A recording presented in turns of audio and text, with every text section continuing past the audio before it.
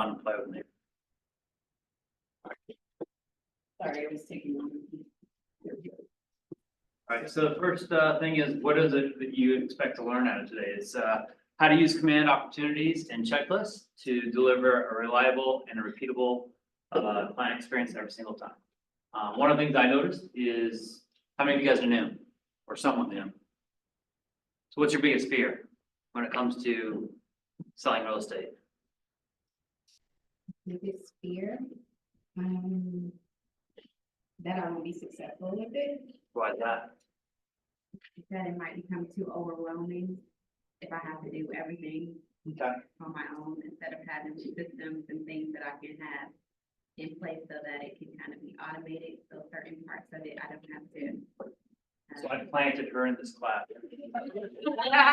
Those look perfect then. No, that's my answer too, and that's why I think this class is important, because when I was a newer agent, the biggest thing I look at is, I'd see these really big leg agents in my office. But how in the world am I gonna be able to compete with them when they've got these systems in place? In reality, they don't know.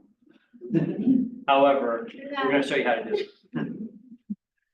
All right, we also gotta stay on top of key tasks and deadlines, which is very, very important, because if we blow past deadlines, it can get us in a lot of trouble, all right? So we're gonna show you how to make sure you don't do that. And then we're gonna automate some of these things so that some of the tasks will be taken off your plate so you can stay at the top, okay? Is there anything else besides those things that I just named that you are hoping to get out of today's class?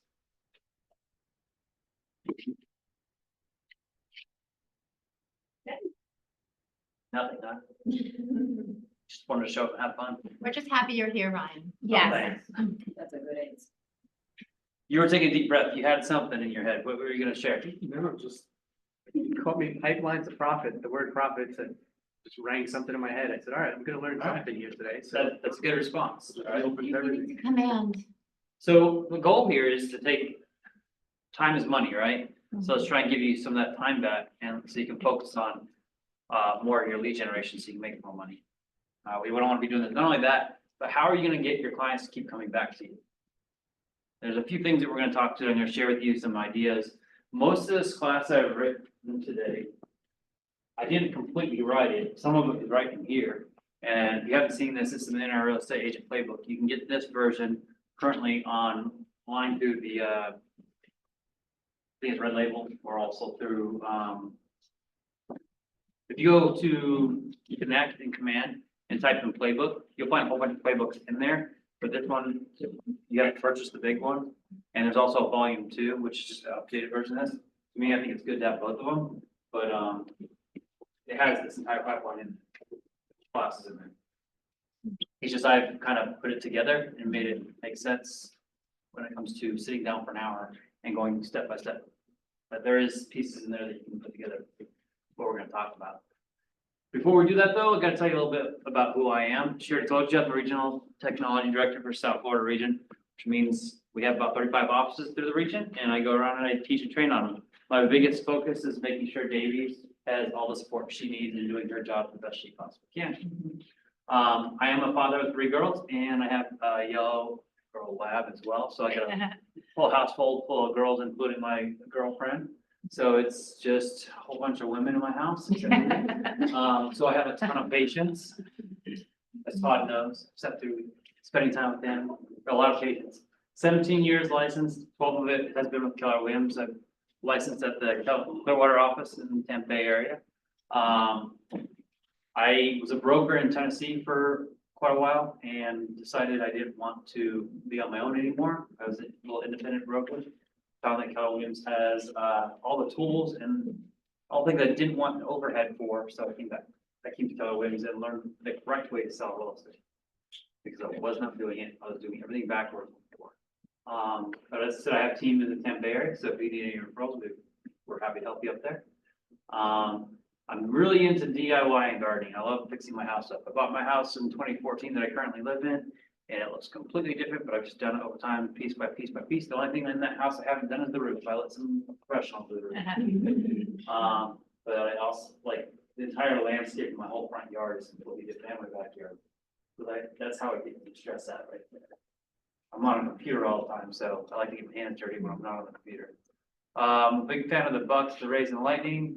I know you guys got the Dolphins, you got the Marlins. I'm the Tampa area, I got them. I grew up there, so always been a big fan of that. That's a little bit about me. There's a reason I bring this up, okay?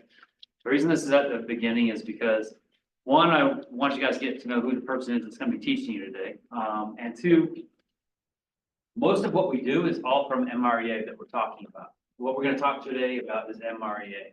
Does anybody know the steps in the MREA to starting a business or running a business? So MREA talks about getting your database in. So you gotta first get your database, put it in there. You have to feed it every day. You have to communicate with it. And then you have to do the deals, right? So you gotta run the plays. And one of the first things in there is your contacts. You have to put your contacts in there. You gotta feed it every day. One of the things you need to know about your contacts is, are you relational or are you Transactional. transactional? Yeah, which are you? Some of you just said transactional. Does that mean you are transactional? No, I am. Oh, You are? are? So you're a high need, right? You're just transaction, go right for it. Okay, that's great. So what we're gonna teach you today is if you are transactional, we're gonna give you some steps to make you a little less transactional, not to turn your style to that, but to help you, give you some steps so that you can not seem so transactional, but seem a little bit more like you're Nurturing. nurturing them, yeah. And we're also gonna help those of you who are more personable continue to be in your space that you are, okay? Because you're gonna get a lot more clients that way. But those things right there that I just talked about, it's family, recreation, Mhm. occupation, and what's your goals, okay? Now, I didn't put my goal up there.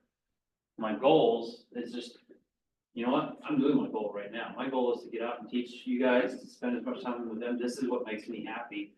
I'd love to build some more independent wealth, and so that this is just something I'm doing for fun and not because I want to get paid, but overall, I'm doing exactly what I want to do. So the big thing here is the why. Why do you run pipeline? Why do you even have this? So you know what business you have coming and who you should be communicating with to make them go under contract and move them along. Okay, so you are transactional, okay, so. And since you're transactional, you actually use the Yeah. pipeline. Yeah. You do, I okay? do. And when do you typically put an opportunity into your pipeline? When I speak to the person and I know what they want to do and when they want to do it, they go in there. And You I, been spending a and- lot of time with Davies, or you? No, she's been a command doctor from like the Nice. get-go, yeah, yeah. you and I have spoken a billion times. So you're doing it the way it should be done. I have a huge pipeline and I either archive them or I eventually come back to them and move them, but I know that's my pipeline and that's who I want to talk to. So I do use command for that, So why would you do that? Why would you put somebody into a cultivate stage? because then I know that that's the person, otherwise you forget. Because when you're moving along your day-to-day business and you're calling and you're lead genning and you're following up, you forget that Rosanna told you she wanted to buy something in December. Okay. So I gotta go back in and see who I need to massage. And what was the word you used before? Transactional? Transactional or relation? Relation. So then I build that relationship. Right, see, Yeah. because then I come back and I'm like, hey, what's up? Yeah, how's it So going? this is assisting you, because that may not be your natural talent, Correct. but this will help you. That's Right. good. So have any of you ever talked to somebody before and they said they wanted to buy, sell, or invest in the future? Yeah. And then forgot about them, Mm-hmm. and then saw them on social media buying a house from somebody Yep. else? Yeah. Well, that's what your pipeline is here to help you do, okay? You don't have to forget. These are your buckets that you can put in. I want to explain to you that this is not just for real estate. All right? My example I like to use is I could have a t-shirt business online. Like, I've got a t-shirt business actually on Bonfire. I got t-shirt designs I put on there. I give to the MCTTs. And all the money we make off there goes directly to KW Cares. So when we're doing this, this is me giving you the website, okay? You go to that website because I met you and you said you've been interested in some of the shirts. So Davies, hey, you want to go take a look at these shirts I designed? She's like, sure, give her a link. That's me cultivating. Now she goes to the website and starts browsing around it. That's the appointment, okay? Now she puts something into her cart. All right, now she checks out, purchases a t-shirt, and it starts coming on its way. This is the t-shirt going to her. and she gets it, and then she approves it and keeps it, and then me doing my follow-up. You know who else does a really good job of this pipeline work is Chewy. Anybody Oh, work with Chewy? the dog, yes, yeah.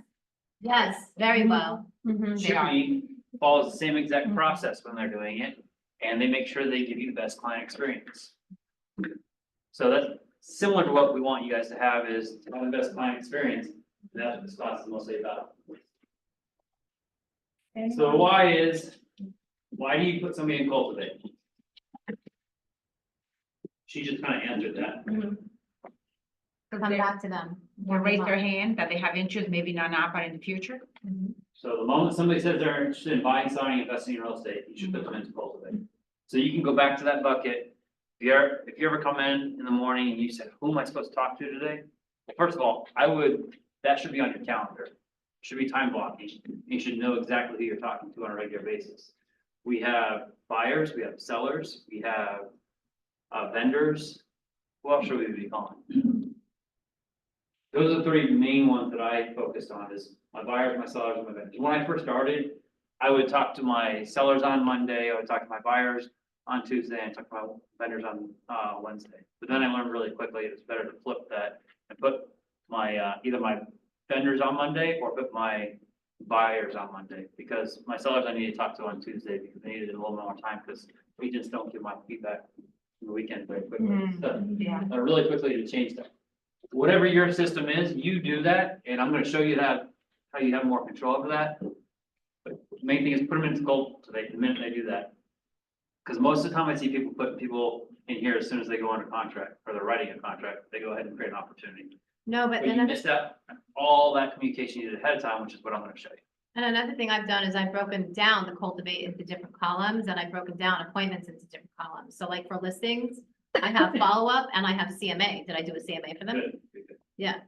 We're gonna go and dive into that a little bit deeper, so you guys can do the same things what she's doing. We have appointments, so the appointment stage is the moment someone agrees to meet with you. Mhm. Pretty obvious, but then active, the moment you have a signed listing or buyer agreement. Under contracts, the moment you have a signed sales contract. And close is the moment the closing statement deal has closed completely. And just a FYI, that close stage only stays there for 30 days. So if you have a property that you moved to close stage and it disappears on you, it's not gone. It just went to all opportunities. Why would we give you a 30-day period? You don't get to answer this one.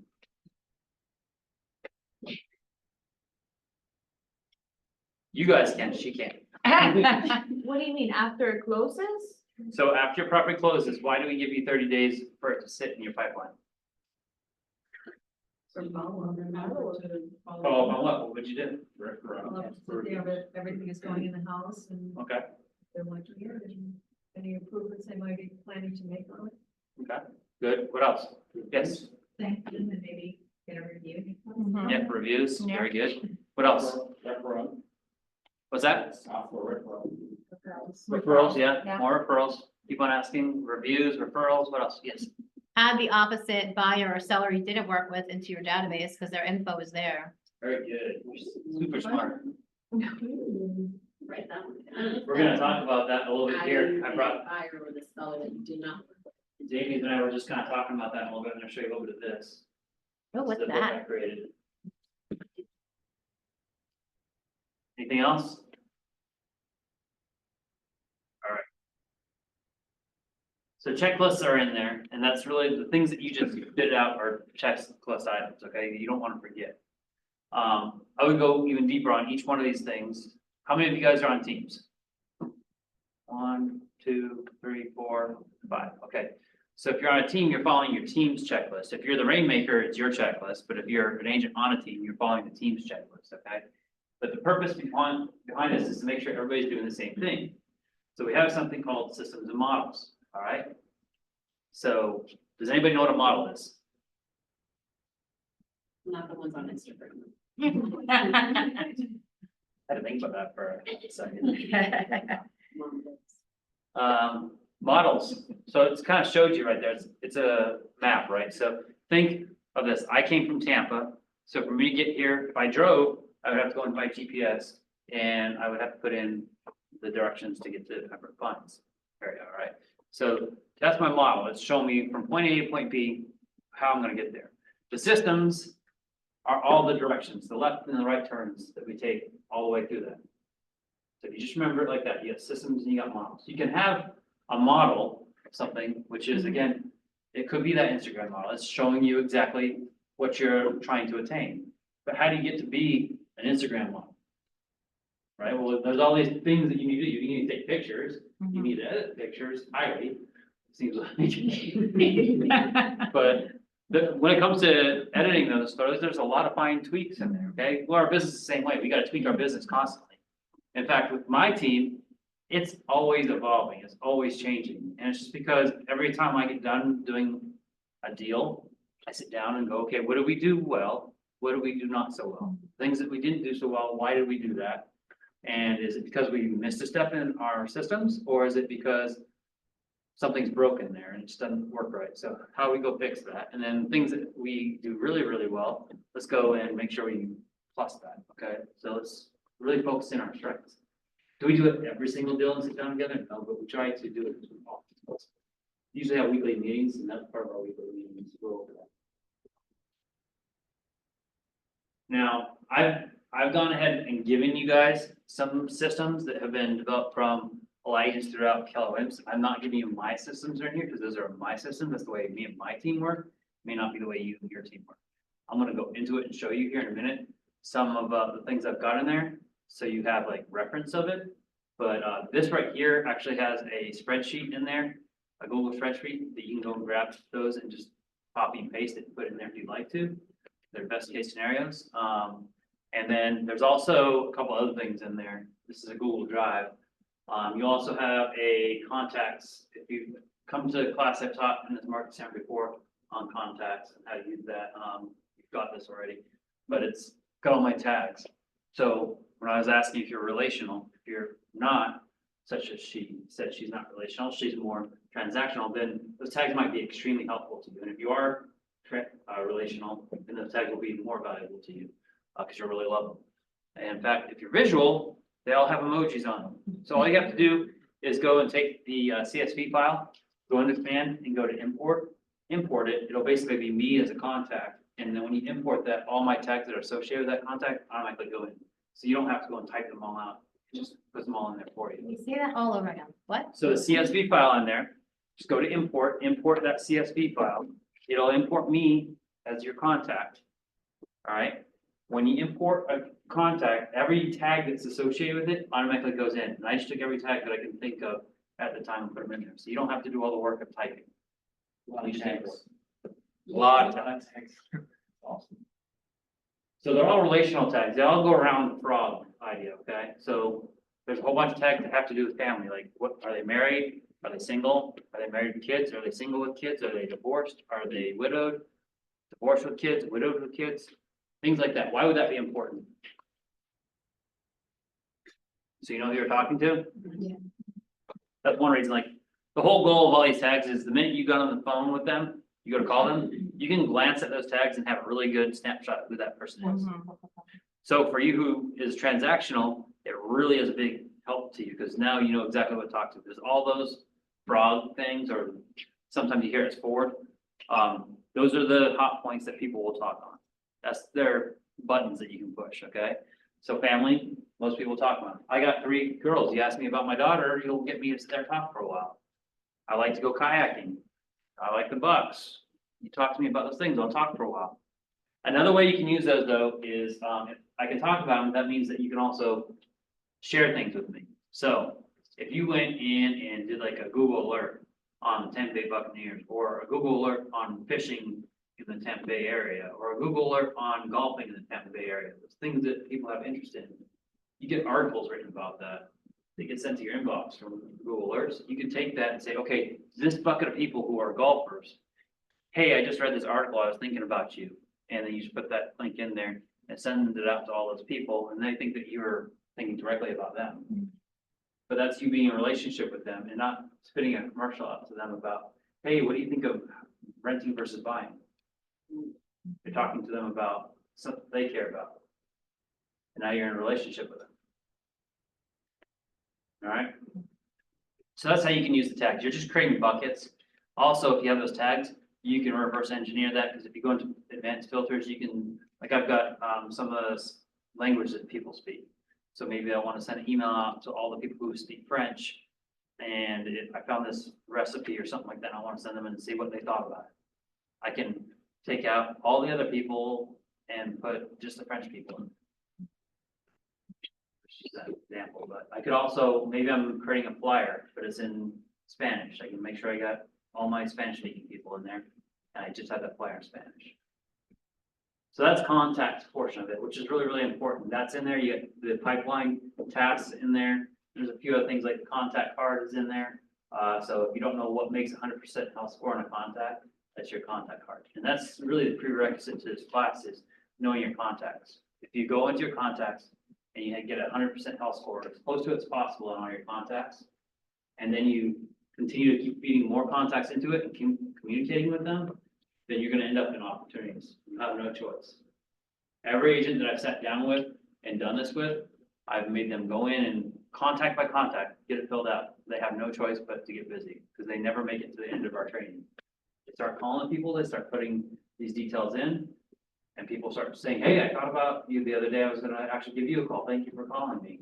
We were talking about buying, or we're thinking about listing. It just so happens when you call them and talk to them, that just seems to happen. Always? No, but a good portion of the time. You have a lot more chance of getting that deal if you actually call them than if you don't call them. So put them, when you're filling this out, getting that health score up, and you're communicating with those tags, go in there and start putting them on quarterly call plans, put them on birthday plans, put them on neighborhood nurtures. All right, these things are gonna keep you in touch with them, because what we do know is if you communicate with your database 36 times a year, that database turns over at 6%. 6%. So that means if I have 100 contacts in my database, and I touch them 36 times in a year, chances are I'm going to do 6 deals. If you want to do more than 6 deals, get more contacts. 200 contacts gets you 12 deals. You should be a capper at that point. On 200 contacts. 300 contacts gets you another 6. So just keep on adding contacts and communicate them. At some point, you're going to say, you know, that's too many people for me to communicate with. I can't do that. Well, that's your business. You get to do it. Also, think about this. In your database, if you decided to get out of real estate, what's your exit plan? Sell the business, How are you going to do that? sell my database. Exactly. That's your database. Okay. So is your database worth buying? Yes. Would you buy it? No.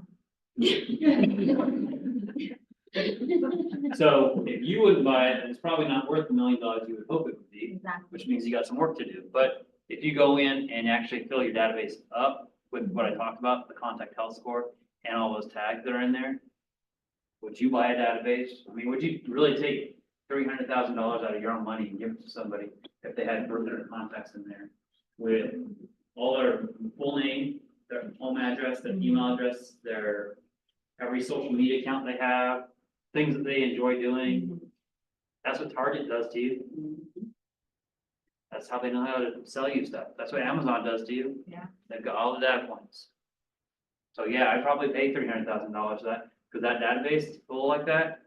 If I've got 300 names in it, and I can get 18 deals a year out of that, consistently over and over and over, I'm gonna do it. All right, so that's all I'm gonna talk about in the slides. The rest of it we're gonna do. I just wanted to show you. All right, so we're gonna be spending all of our time right here. And again, we talked about pipeline. We talked about, well, we've got 3 of them. We've got listings, buyers, and leases, because they're all different. We're doing the same process. They're just different once we get into it, like she was saying before. Well, before we dive deeper, I want you to see up here. You can see each one. It tells you there's this bucket, and these are how many in it. And then you've got the volume in there, and you've got average time. Now, the volume and the average time is based upon when you go create the opportunity, you're telling it how much that's worth. Okay, so there's a price tag on each one of them. So you're saying this is a $500,000 property, and you're also telling it how much commission you're making off of it. All right, and that's an average. We get it's not 100% perfect because we don't know, especially on buyers. We really don't know because we don't control that part of it. Now, on a listing, we have some control. The seller itself has control on the price. We have a little bit of control when it comes to our commission we're taking though, right? So we put that stuff in. The main point is, it's helping you forecast what you're gonna make. So as long as you're putting all the cultivates in here and you're doing that, you have a really good idea of what you're gonna make. Now, it's also doing it on a percentage because where you sit in this pipeline is the percentage of how likely it is to close. So as you move it down this pipeline, it gets more and more likely to close. And that's, when we get to the end, we see potential income versus probable income, okay? The probable is what you have in there right now. The potential is if they were all to close.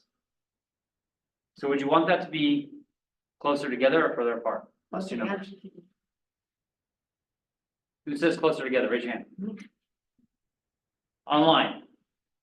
We got 13 people on there. Raise your hands.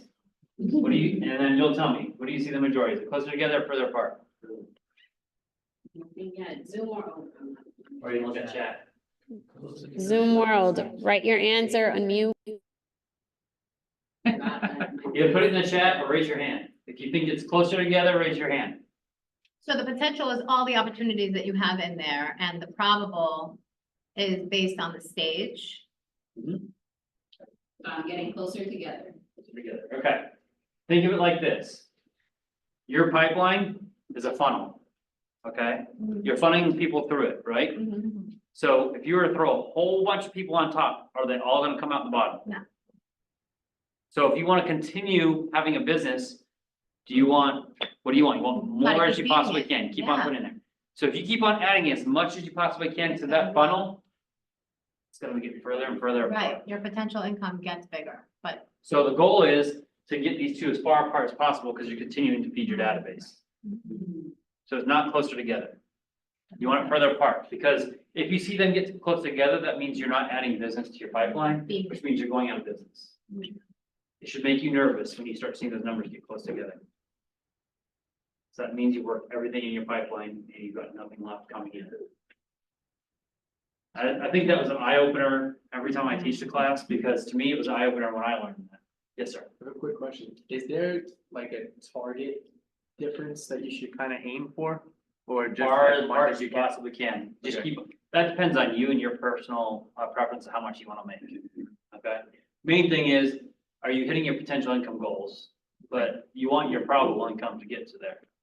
How does that probable income adjust? Is it at once you go under contract, it adds to probable So- income? That's a very good question. So I'll go to cultivate right here. And I'm gonna go to the stages and checklist up here. And if we go into this first one right here and hit edit, we'll see that the probability is 5% on the very first stage I have. As we go through that whole pipeline, it goes up and up and up and up. So that's 5%. So let me go to the last one right you here. changed that? Did you put that in? Hold on, I'll show you in just a second. Okay. Well, that one needs to be changed. That's definitely not. Let me go to a different part, actually.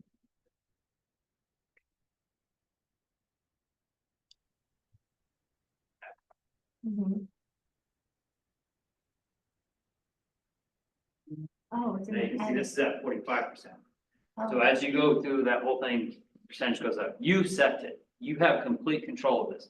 The point that we have to make in here is everything that is on this part of the pipeline is a model, okay? The systems are inside of it. So these are the things that you do. We know that this model works because this is the MREA. It's built into Command. The reason it's here is because it's MREA. And Command is built on the MREA. Now, once you go into here, what we do know is everybody has their own processes of how they do things. And this is your systems, okay? You're going inside. So my system is right here. I have find discovery facts. That's not your system. That's not the way Command is set up. It gives you a base and then you can go edit it, change it, or keep it the way you want. This is what my team and I sat down and discussed, and this is how our business looks. So I said it's client discovery facts. And if you go into that spreadsheet I gave you, they have different names on there. But we're stalkers, so when it comes to a listing, the first thing we do is we try and find out as much as we possibly can on it. Oh, I like that, okay. All right, so I will show you what we do, okay? So we go to here. And you will see, these are all the things that we do, all right? So we get the phone number. We confirm the address. We confirm the email. We locate them on social media. Really, if you're paying attention here, what we're really doing is we're going through the contact. And we're getting the contact's health score up to 100%. Why do I put that in there? Because I want to make sure that everybody on my team is doing exactly the same thing. And really, this is my manual, all right? So before I was at Keller Williams, I was at Home Depot for a long time. What I did was operations, background operations. And I would just go to store after store and get them working correctly by following a manual. It's just systems and models over and over and over. And if you just follow a system model that works, stores work. The problem is you go to these stores and they start doing what they want to do and then the wheels fall off. It's the same thing in real estate business. As long as you stick with the model that works. And that model was created because Gary went around and interviewed all the top agents and he found all the commonalities in it. And that was MREA. That's the system and the models. All right. So models work. Here's your system that you create that makes you same as long as you stay within the models. Yes, ma'am. So you want to tell me that the flood map, the house deed, the tax records and the search, no, you added those. Those are not part of making the Correct. health. I added everything in here. Like, that's not part of making the health at 100%. No, that's not, this is a listing. This is and most of part it. of my listing Oh, yeah. checklist that I want in there. Oh, okay. I want every one of my agents, my team to be doing. Okay, And here's one of the reasons, like the deed. Why would I care about the deed, especially at this point? I haven't even gotten an appointment yet. But why do I care? Who's the seller? Right. How many are there? People would call me and said, hey, will you come out Yeah. and talk to me about listing my home? And I get there and it's not even the person that owns the home. Yeah. So I pull all that stuff ahead of time. I want to know what I'm dealing with. And then they'll tell me, I don't know if I'm in a flood zone or not. I want to sound intelligent when we have that appointment. And they say, I don't know if the home's in a flood zone, because I'll ask them. And they'll say, I don't know. I Right. say, well, I know it. It is not in the flood zone. I looked that up. Ryan, how did you add all of this? You edit the checklist. So I can go right here and hit create checklist, but I'm not gonna do that from here. If I did that from here, because I'm actually in somebody's checklist, Then it's just not. it would only add it to that opportunity. It wouldn't add it to all of them. So to get it in all of them, we're gonna go to the top right here, it says stages and checklists. And here I can hit add stage and I can add any stage I want. I've added some extras in here. And then if I wanna edit that stage, I can hit this pencil, I can delete the stage by hitting the trash can. So when I hit edit, this is the name of that stage, okay? So like client discovery facts, 5% money is what I have. Yeah, see, he has 10 things to do there. Yeah, I And can't then he's even got- get into that screen. You should be able to get in here. Should I be on the team or on my personal? So if you go, never use your personal pipeline if you're on a team, always use the team pipeline, Okay, okay? I'm on 'Cause the team everything you now. put in your pipeline is what you want everybody on your team to do. In fact, that's a whole nother class, but everybody on your team, you should be going into your settings and turning off their pipeline and only making it so they can go to yours, or else you'll never see the deals that they end up putting in the wrong place. But that's something you can take a look at, make sure you got that set up correctly. All right, so you went into from command, we're under the team, and then you did the wheel for So, settings. yep, so when you come into here, I'm going to go back. As long as, like, you can see, I'm on my team, Right. this is my different pipelines, so I just clicked on my cultivate, and now it's stages and checklists. Cultivate. And you'll have to do that for each stage, so appointment, Correct. under contract, et cetera. Right, and like, I have one where it's like staging. And then under that, it's order the for sale sign. Was this for sale sign installed? And then like, once it's closed, was the for sale sign picked up, right? And it becomes a Yeah. checklist. So here, same thing, I've got prepare listing.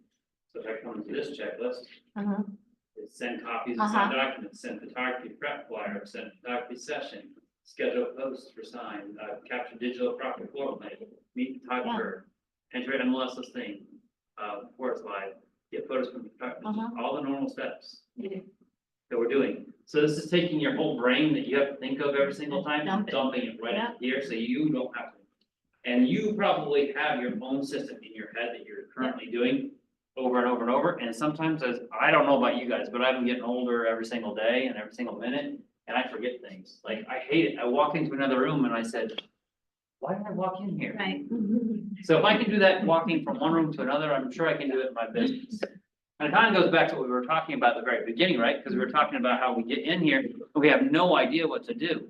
I just gave you the checklist, so now you have an idea what to do. You can go in here and put those things in there, and then as you mature as an agent, you're gonna find the little things that you want to tweak and add yourself. And you'll find, especially if you're working with somebody, right now you have to use your teams. But does command have its, like a preset checklist already in there? You gotta build it. Really? So I can give But I you did. something, right, and another thing too is the Miami Board of Realtors has a list of 179 or 180 things a realtor does. You could chunk those down into these and then, you know, brings eliminate, me- add, break it down. Where is that at? This brings me to the point I was actually getting ready to make next, so I didn't pay you to say that. But Here I am. what's the point of doing all this? Besides So you have a system. that, because I also, if you look right here, this is on a team, I can add a due date, right? Mhm. And I can assign it to somebody on a team. If you're not on a team, you don't have the ability to assign it to somebody, but you do have a due date. But there's one other thing that sits over here, if I show you the stages and checklists, Goes into your tasks, you right? go into right here, it does go into tab. Yeah. But you can see right here, I can add a signing, but you can see right next to it, there's this thing called a client update. Mhm. So what is the one thing that our clients constantly complain about when it comes to any service really? We don't communicate. That's it. How many times have you maybe you got your car service and you're sitting there wondering, when is my car gonna be ready? We get anxiety about what? Time. The unknown. Mhm. If you're in a relationship with somebody and you don't know what's going on in their head, what do you start doing? Start Making things up. filling things up. It's crazy, it drives you insane, right? Mhm. So how can we take that anxiety away? Set expectation. Communicate, Yeah, expectations communicate, first, yeah, well, right. that is a very good point. Your listing appointment should be about setting expectations and explaining to them your 181 point plan, You right? get it in email This is your update. 181 point plan. So not only are you telling them, but you're also showing your work. So when you're in math in high school and they said you had to show your work on this, and you're like, gosh, dang it. Well, now you're showing your work.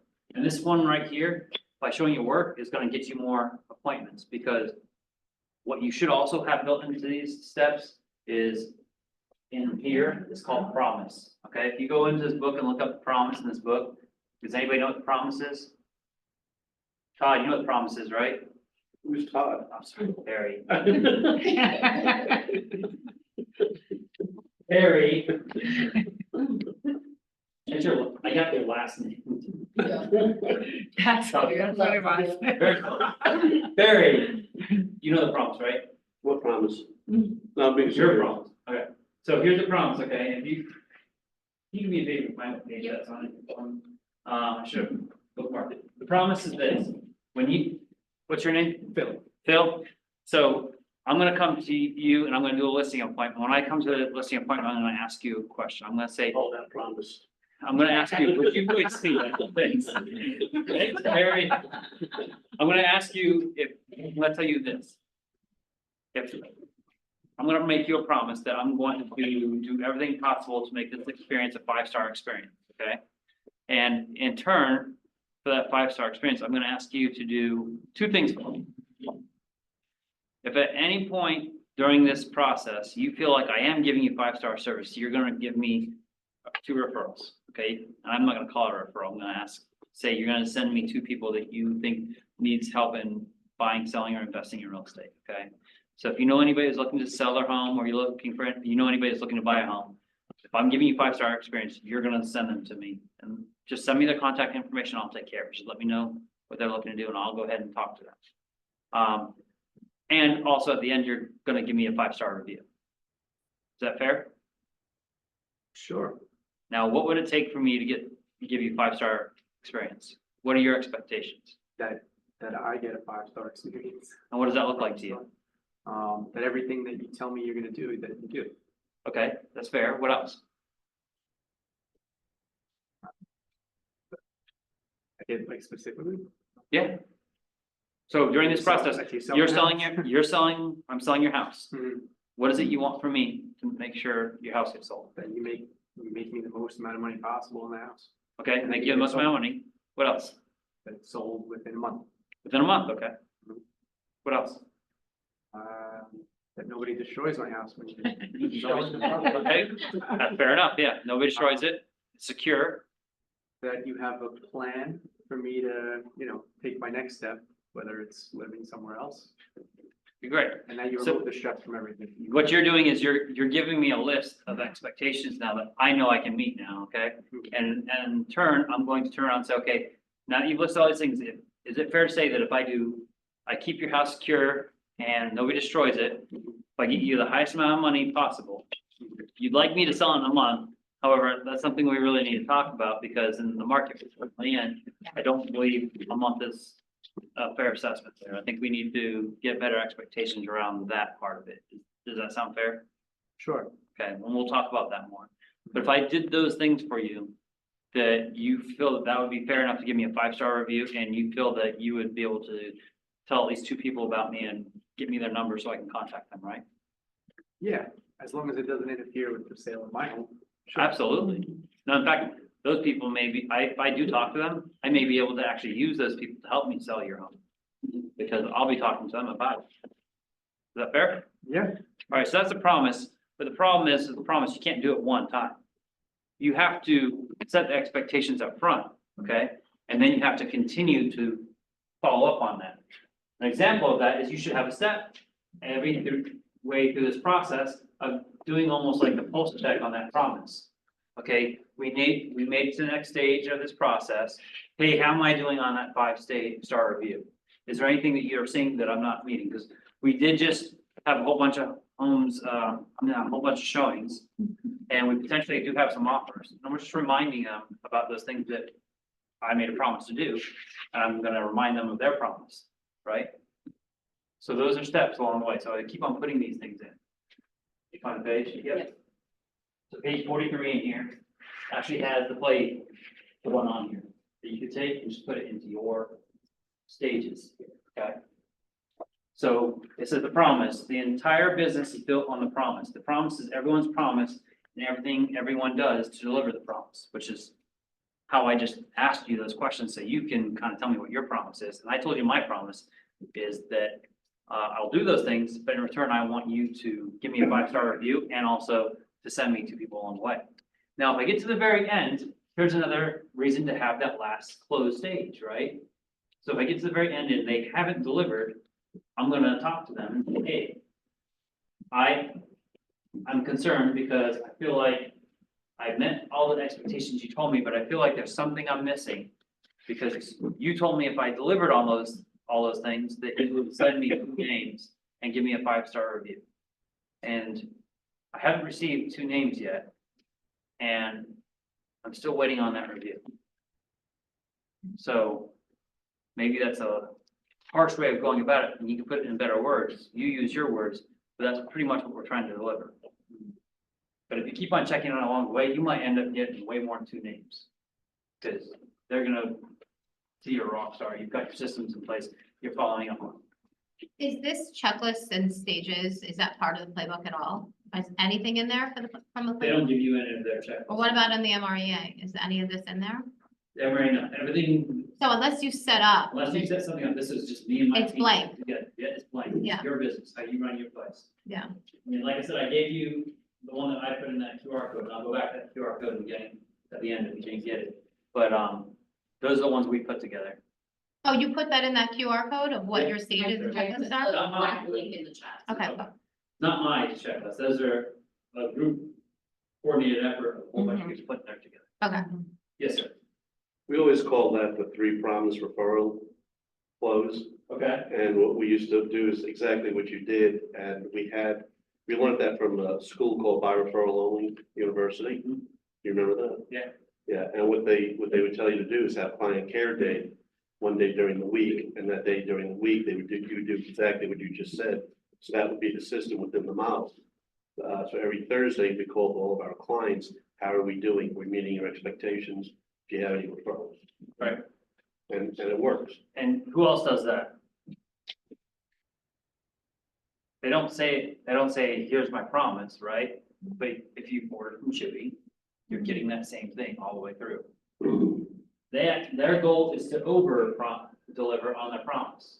And yours should be the same way. It's like, I learned that from John Maxwell, that if you just go out one little bit step further than what their expectations are. So he told me his expectations, so I know them now. So I'm gonna try and figure out if there's a way that I can just go a little bit further on that and deliver a little bit more. It doesn't have to be a lot. Like, I don't need to go buy him a really expensive gift. If I can just give him something, maybe if I know all these things about him, like if my contact card's filled out a little more, if I know he's a Dolphins fan, then I go maybe get something for him that shows that I care about him and that Dolphins. So that'll be part of his closing gift, because just know those little personal things. That personal stuff goes a lot further than just going and getting them an expensive bottle of wine that they maybe not even drink, right? Just knowing this stuff. Okay, so there's another thing that can go into there, and that's this. So I'm going back up the checklist. This is something me and my team created along with some vendors that I work with. The funny thing is, I was just showing it to Natasha, and she's like, "Oh, we do that too." So it's great. This is the book I use. I get it off of Amazon. It's got this I created on Canva, and I just drop pictures into it real quick, and it's the same template over and over and over. Change how many bedrooms and bathrooms are on it.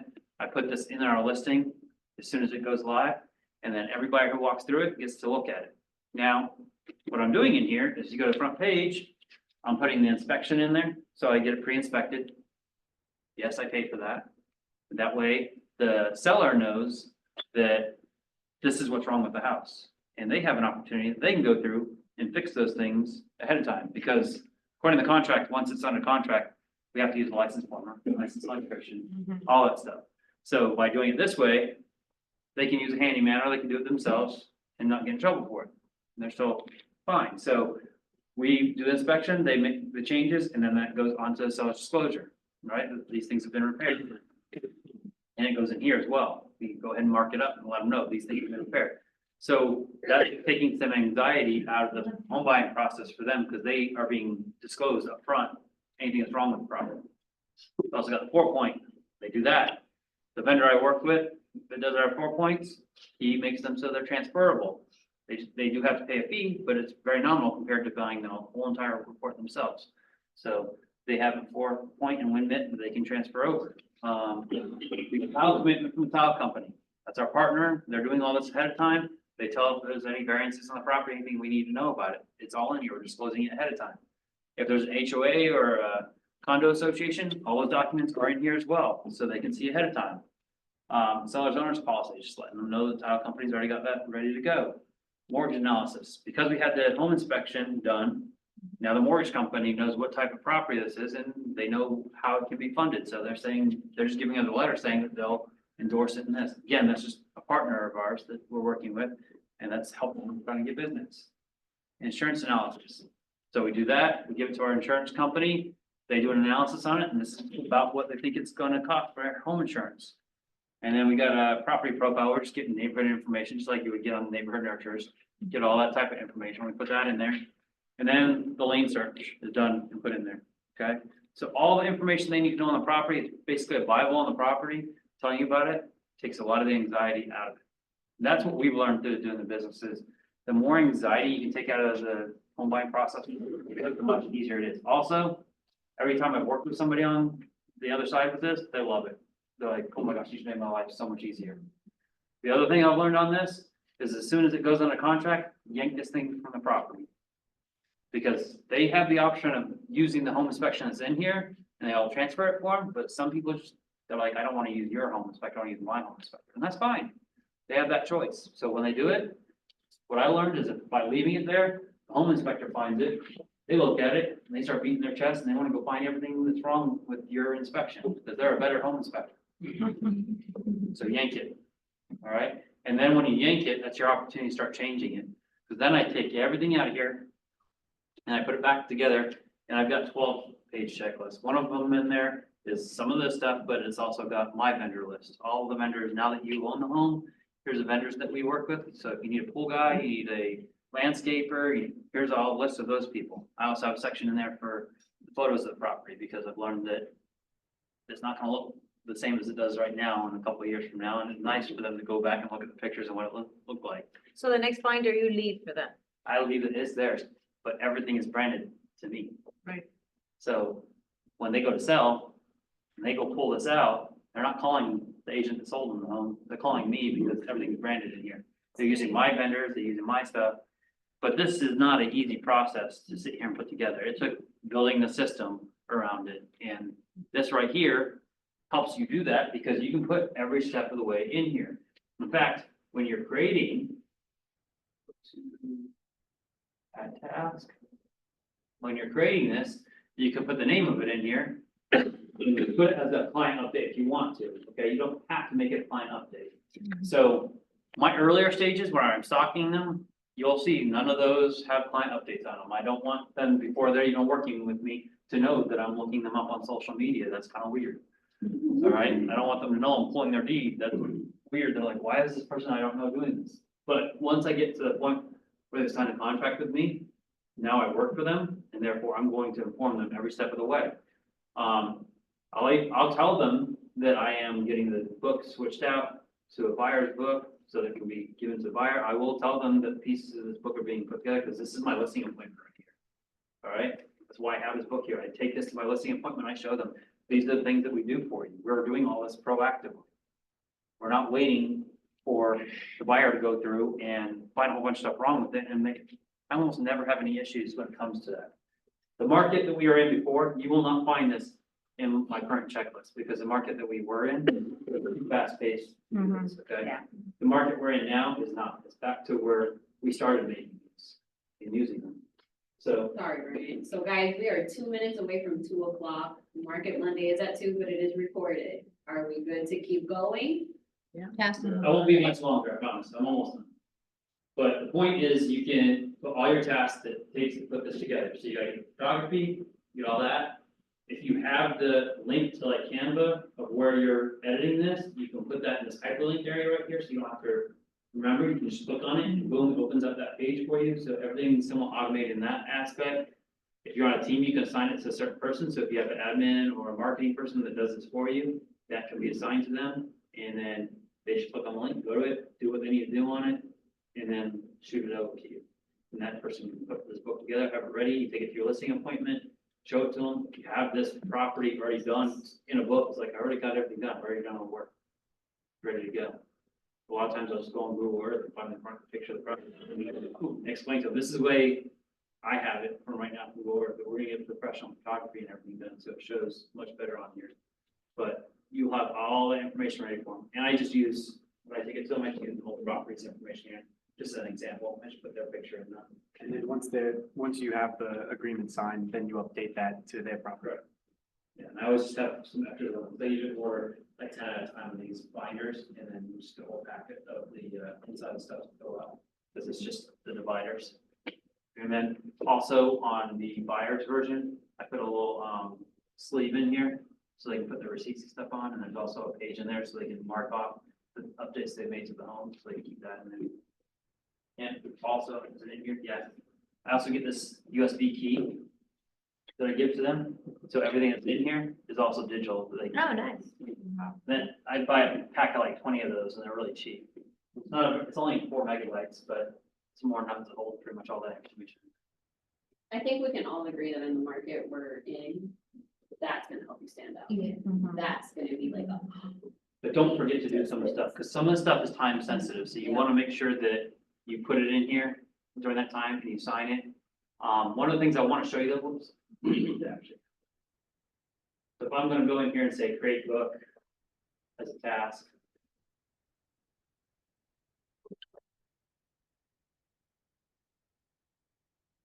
Then I'm going to include this on a client update. This is going to be other, it's put together. Then I'm going to put a hyperlink that takes me to my Canva account of where I've got that, all the templates at, and then I'm going to put priority level as high, and then due date. This is something brand new in here. We didn't used to have it. So when you go into an opportunity, when you're filling it out, it does ask you for dates, right? Like when you took the listing, when you're closing. There's also a lot of other dates in there for like when the inspection is, when anything that has to do with this property, there's dates in there it's asking you for. A lot of us ignore those. I've been trying to teach in these classes not to ignore those dates. Go and fill them in as much as you can, because we're creating some automation that's going to go around those things.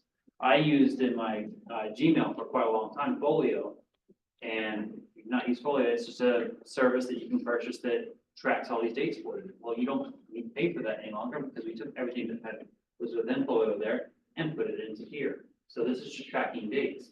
Now this right here makes these checklists so that you can use a smart date. So if I go on a smart date or a before and after smart date, then you do it. So on the date this needs to be done on this specific date. So if it's like I need to have the home inspection completed on the smart date, it takes the home inspection date and has that task due to that date.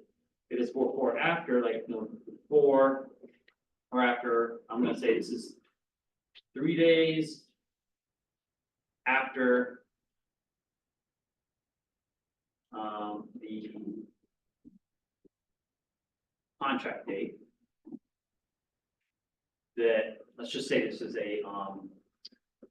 their escrow is due. Okay, so 3 days after their escrow is due to check back on, make sure that we received the escrow payment. That's something that's very important, right? So that's an example of a smart date. So anything that's in here, if there's specific time periods that you need to do on, now you have the smart dates and they're based upon those time periods. And eventually we're gonna move this into smart plans as well, so we'll do these things in the smart plan. So we're just starting to build that stuff out now. So you understand the due dates and the smart dates? All right, so there's one more place that lives in, and that's within the transaction, but you can do that, all these tasks. Just remember, go through, refine your tasks, all that stuff that you've set up, that we've talked about, go in and create your checklist based upon the stuff I take back, and then just build off. So you said you're new, use your teams, all right? If you're new on your own, take the ones I gave you and use that. When you get into an opportunity, I want to show you this, where that, when I was talking about the smart date, details in that opportunity, key dates, these are those dates that's triggering on. All right, so if you select one of those, it's gonna trigger off that. Obviously, there's not a lot of dates in here, except for the contract date. So at least I have the contract date, so I can trigger off of that. So if I provide more of these dates, more things I can trigger off. If you were to put something on a smart date and you don't have a date in there, then it's just gonna wait. It won't tell you when to do something until that date is put in place. So you need to make sure you're putting the dates in as much as you possibly can. Yeah, so I would put that into consideration as you're building this out.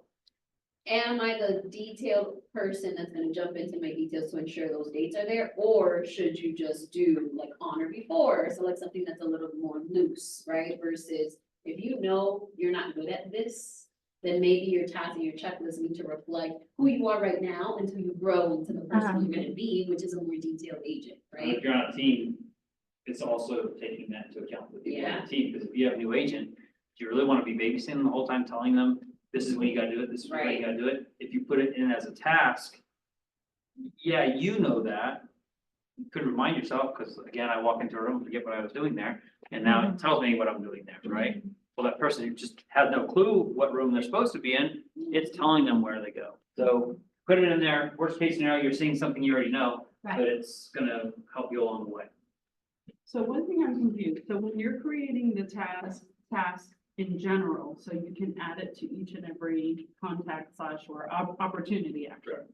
You're putting no due date initially, because right now it's No, it's saying required it wants to today. put today, Correct. but if You it's something choose. that I don't even have that, I haven't even gone on that appointment yet, It's so okay. I don't know, You just put it in and make sure once you go actually get it, you go back. then I go and change it, okay. Yeah. So it's better. It's just an estimated at this point, like Okay. if you know that your appointment's not until this day, you may want to put the due date Put as that And then day. a week or Yeah, whatever, whatever that yeah, is. depending, right? Depends on you too, like some Right. people won't leave an appointment until they have the contract signed, some people will allow people to do. I'm the kind of person, if I'm at that appointment, we're gonna have it signed.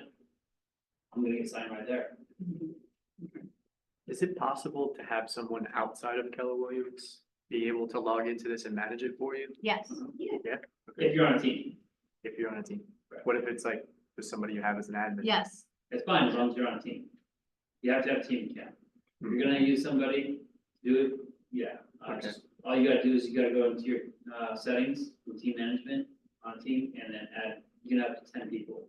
And typically what that's used for is like, for example, I may run an ad with a mortgage broker, and they give me $100, and I'm doing a $200 ad. I can run that ad, and then all those contacts that are coming in from that, I can let them go and contact them. You have to assign them to those contacts though, as a, whatever, however you wanna put them in there. I just put them as a collaborator. So for context, when he says you have to be a team, as a single agent, if you're the only one that's licensed through our MCA, you have to ask for them to create you a team account. And then in command, we go in, we set you up as a team, you're an individual team is really what it's called. So for rankings and stuff like that, you're still an individual, it's just in command that allows you to have that team capability to create an admin account. So if that's something that you wanted to do, we just have to get one more. Yeah, well, but the minute you add somebody to your team that's licensed and do business, Now you you're a are team. now a true team and you'll be Correct. put that way for awards. So your ranking will go into the team category. And as soon as you add a second person, now you're a group. How do you see what your profile is? If you are listed as a team in command on the top right, you'll have another profile. But if you only see your personal, then you're just set as an individual agent, not as an individual team. So I'll give you an example. Do you guys know Miguel Maria in Weston? Yeah. Miguel Maria, he's set up as an individual team. He doesn't have, he's the only licensed agent, and then his admin has her own credentials. So we set him up that. I think I gave my admin my stuff. I think that's why she's in Yeah. there. I think she has my login. Yeah. Yeah. You can do as My your kids see lives. that. Yeah. Don't You suggest don't doing that, suggest. especially right now when it's Yeah. some of these hackers and stuff out there. Virtual Yeah. scamming and I stuff. think why you set it up as You a may team, need so to you get can some have different different people going in. Got you. They have their own login. Yeah. They put notes in, you can see that was Mhm. their note, Yeah. that was them doing this and that. It's just a good tracking system. It's Yeah. best I think I want to practice. do that. Yeah. This is the last thing I want to really show you when it comes to these dates, it's such an important though, is once we've gone into the offers and commissions area and you're setting up an offer, if you come down a little bit, you have these contingencies in here, okay? This is new added to the offers. And when I add a contingency, it has a list of the new different contingencies we have, like permits, property disclosures, and solid disclosure, all this stuff in here that may be a contingency. So like earnest money is a contingency. I don't see that. You gotta go into your That's when you're in the commission stuff. offers and commissions, so go to offer, you're setting up an offer. When you put this in here and you put the due date, the complete date's not there yet. If you don't put a completed date in, command's gonna bug you until you put a completed date in. So if you get an email from command saying, hey, this period is expired, it's there on purpose to help you make sure that you know that this date was supposed to be done, and you haven't done it yet, and it's one of those important dates. It's a contract date, so all you have to do is put the completed date in and they'll stop emailing you. Okay, or you just don't put a contingency in there. But Yeah. if you want that safety net of it reminding you so you don't forget, this will not go to your client, it's just coming to you, it's just an email from the command system to you, letting you know, hey, this contingency date is due. Oh, that's nice. Okay. Another thing, guys, your command app, you have to have the app downloaded, have your notifications on, that way you It will have it remind on the you. go. Yeah. Exactly. And make sure that you're not unsubscribed from our emails or you didn't block KW's emails, because all of that work will kind of go to waste if you don't have it set up properly where your notifications can come.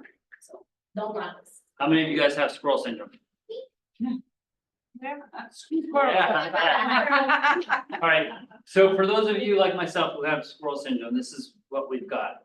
We've got this little area up here that says tasks, okay? So every single thing that we just talked about as far as setting those tasks up inside of your opportunities. And when you're in contacts and you're talking to people, my rule is if you talk to somebody, you set a task. So who's got kids? All right, so if I call you and you say, I can't talk right now, I'm at my kid's soccer game. My task is not a problem, I'll talk to you later, it's not that important, enjoy your family. I'm gonna put a note in there that I gave them a call, it's a call task, they were busy at their kid's soccer game. I'm gonna put a task in there to remind me to call them up on Tuesday, because it's Friday now, I'm gonna call them next Tuesday, I'm gonna follow up and ask how their soccer game, okay? So there's always a reason to follow back up, even if we did have a conversation, we talked, something in that conversation I'm gonna ask about, because I wanna continue that conversation, it just gives me another reason to keep touching, okay? That's the role of my team, I think it's a good rule to follow, but you should always have a task put up there. So anytime you do that with your contacts, you'll also have tasks if they're an opportunity, because we've moved them through the whole stages of that checklist, and there's always a task going on, right? So they all come over to here into the task app flip. So once you've gone through your contacts and you actually updated the health score and you put those tags in there and you start following the process, putting them on smart plans, they will follow through here and you'll have tasks and you'll also have opportunities to come in. You can come to the filter right here and get super focused on what you're doing, like, it's, right now it's between 9 and 12, so I'm gonna do lead gen. To me, lead gen doesn't mean I have to call, for sub-owners and expires, that means I'm on my database. I'm talking to them, because that's what my focus is. That's not yours, you run it the way you do. But when I come in here, what I can do is I can say, okay, what do I want to do? I want to focus on a contact. So I hit apply filters. Now I'm only gonna get the tasks that I have that are contacts, okay? And I'm gonna call every one of these people. You can do this in the app too. It's actually better probably to do it in the app because once you call it, as soon as you get done with the call, it asks you what happened on the call. You can just hit the little microphone button and speak it into your phone and be done with it. If you're doing on here, so far when I'm coming here, almost everybody I see is using Mac, so it won't work on a Mac the way I want to do it. I use a Windows computer. On a Windows computer, you can go down to here and type in, this is just a tip, okay? Phone. And here's a phone link system. It's already built into all the Windows computers. And if you get the app on your phone, it'll link your phone and your computer together and allows you to dial as a dialer directly from your computer. And you can also text it. Matt can do that. Yeah, I can. Right? It'll, yes, It'll open Matt can do it through FaceTime. yours, okay? Yeah. So do it through yours. So I'm just showing the Windows people. You guys have been able to do this. This is something that you can also, if you don't have a Mac, but you do have an iPhone, it works with the iPhone as well, okay? Through the Command app and iPhone, you can start to dial now.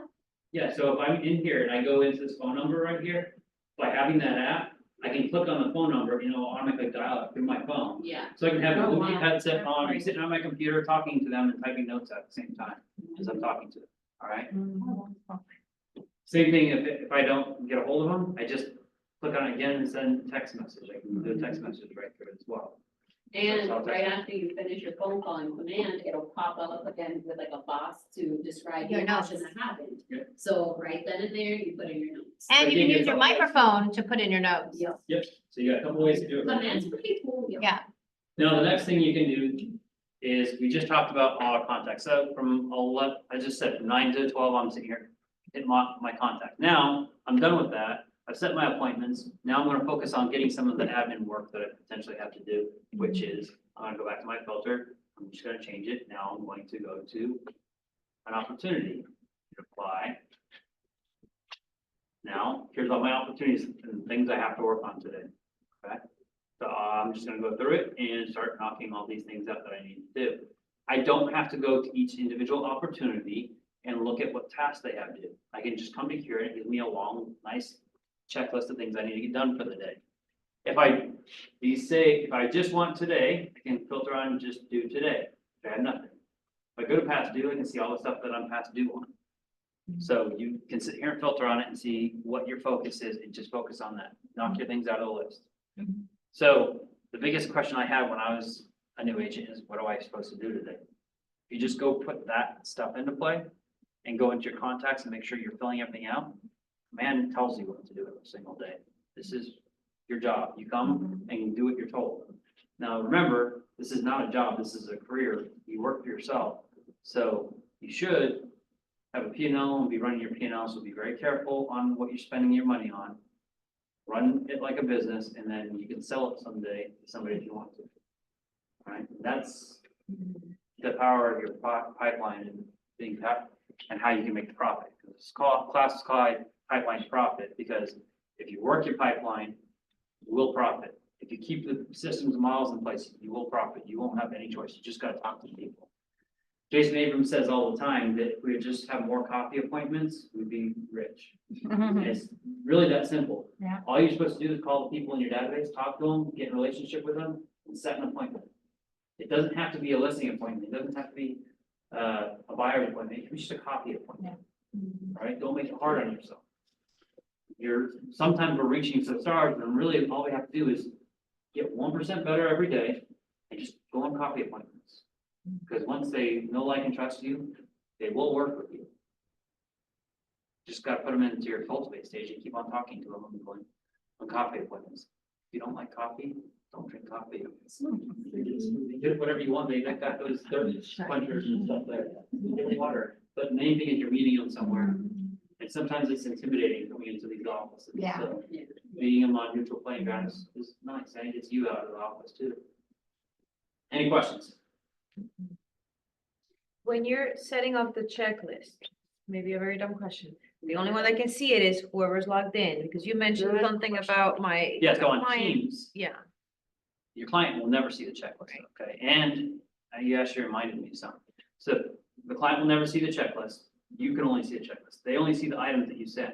So sometimes you'll see on my checklist, I might have the exact same thing twice, but it's worded differently. So like for me and my team, I may use some shorthand, like what the checklist is, but then I make it sound really nice in a whole nother checklist item for them.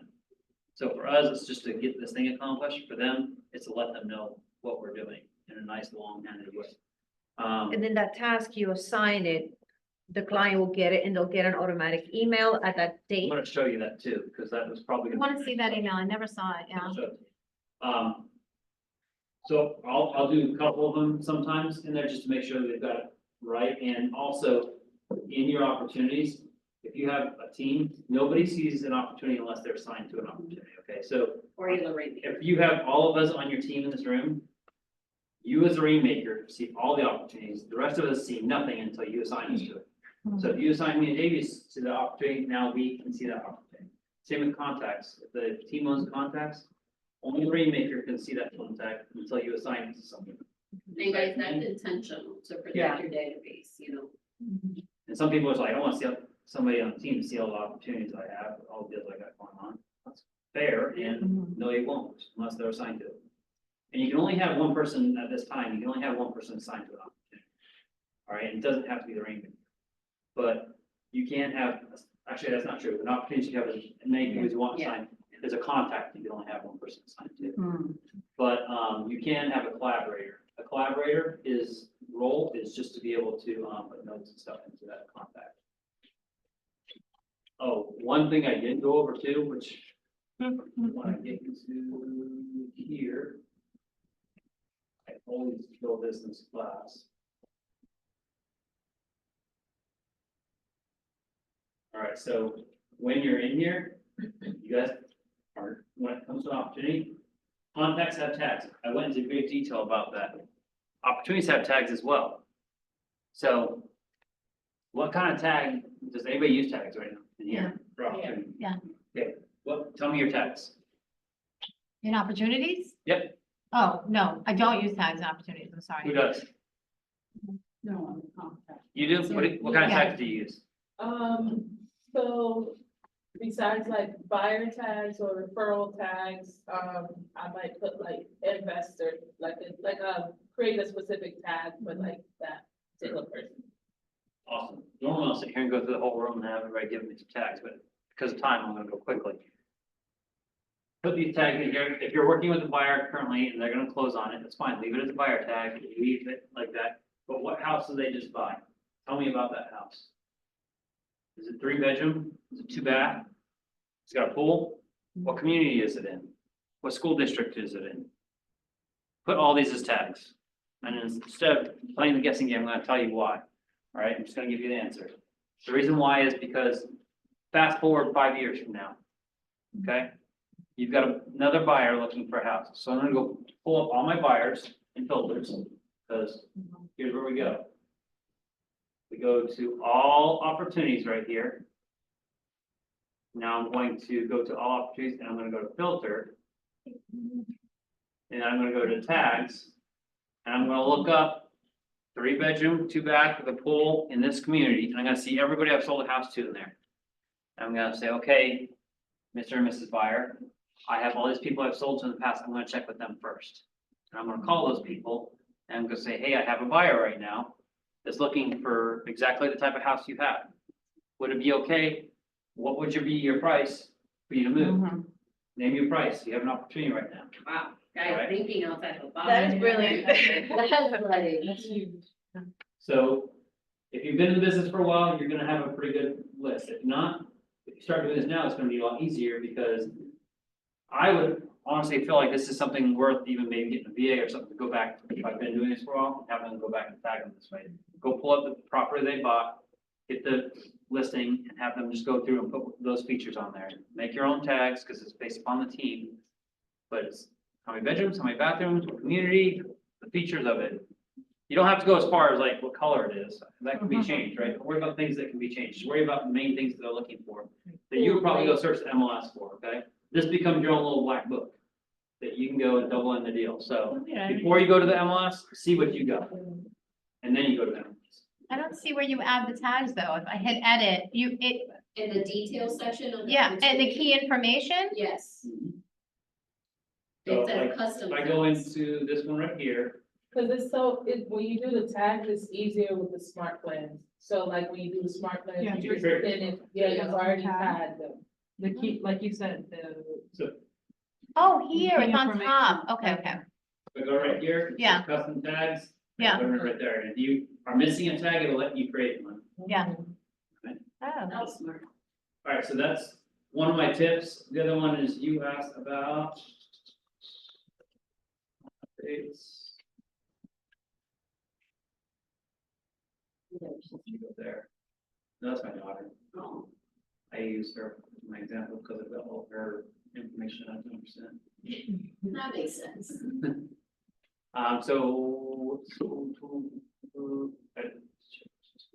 Okay, there it is, oh, gear right there, you can also get to it from settings, but this is faster when I'm already here. Right here it says preview, and you'll have your logo right here, you'll have your name and your contact photo right there, and it will say the client's name right there. It says we're checking things off the list. It's gonna put their address in automatically for you, and then it's gonna pull the first photo from the MLS, except for in her account. It's gonna pull the first photo from the MLS and put that photo in there. And then we're gonna have a checklist of items right here that will be checked off. So it depends on how many you did that day, okay? And then the settings that are in the background right here, I get to choose what time of day that goes out. Your settings automatically have it as like 10 a.m. I didn't want 10 a.m. I want to have an opportunity to get things done through the day. And then I want them to go home. And when they get home from work, that's when they get to sit down and look at what I did for them that day. So I put it to 5:30. They're probably on their way home at that time, but when they get home, it'll be in their inbox waiting for them. And it gives me time to get done. And then it will have by your side, your picture again, and then your contact information down on the left. I keep on getting this question, can I edit this? No, you cannot edit this at this current time. In the future, we do plan on giving you guys some different templates that you can edit, but right now we just wanted, when we built this is not new, but it's just not a high priority to make an editable one yet. We will eventually. We only have so much resources to devote to certain things. But we gave you a template, it just goes out, it does look pretty, and it shows up and it tells them everything you've done every day. So the promise that you did at the beginning, the 180 point thing you did that you put into here, you're communicating that on a regular basis. You just didn't tell them something, but you're regularly telling them, you're checking those things off the list for them that you promised them. And having that promise in there, and maybe having that reminder, maybe that's one of your tasks, right? Maybe that's a fourth one out there. Is, by the way, have you earned that 5-star review yet? Could be one of your tasks. That way it shows up every single time. Right, so maybe maybe in your checklist, have that one you can check everywhere on them, so you can have that be the last one. Have you earned a 5-star review yet? Have you earned your client referral yet? Just a suggestion. Anyways, that is the class. Anybody have any other questions? Was that what you're kind of doing? Yes. Yeah. How much of it was over your head? Oh. Good. You're recorded, so she can give it back to you to go watch it. Yeah. I don't see anything in the chat, Nope. but anybody, let's start with the people online. What was your biggest ahas? If you want to put it in chat, you can speak. where are you? I'm in the, No. So the that's your edit thing. general information where I put. Right. Zoom world, feel free to let us know one of the things you learned today. where did you see that? Ryan, can you? It's on the tab, Yeah, and then scroll down. who was that? Somebody speaking?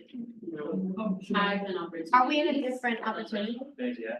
Are you in a buyer or a seller? I'm in a listing. I'm in a Anybody buyer. else on there? Oh, I'm in a okay. seller. Yeah, I'm in a listing. Uh-huh. Hold on.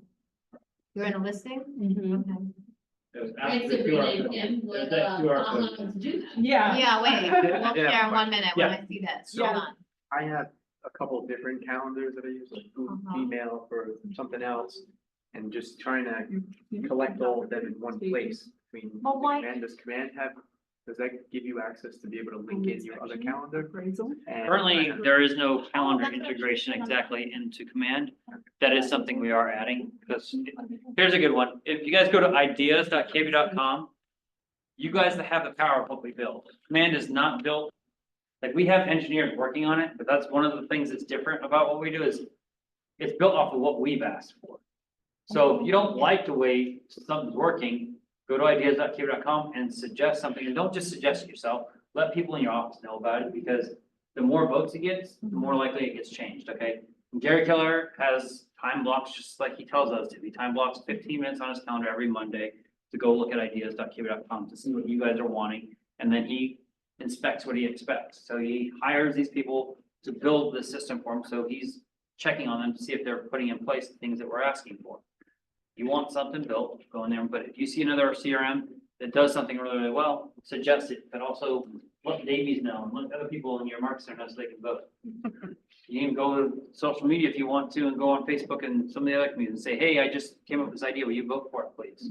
As RTTs, there's only so many of us throughout the entire company. We do the same thing with each other. We're like, hey, vote on this idea. So if you share a really good idea, I go to them and say, hey, will you share this, and try and get it spread. But if you go on there also, it has tags on it telling you what things are in process, what things. Sometimes you'll put an idea in there and they'll say, actually, we've already got that, it's here. So you're like, oh, I didn't even know that. They'll respond to you, and they'll email you if you get a response. You know, go So I have for a it. Yeah. question about listings, create a new listing.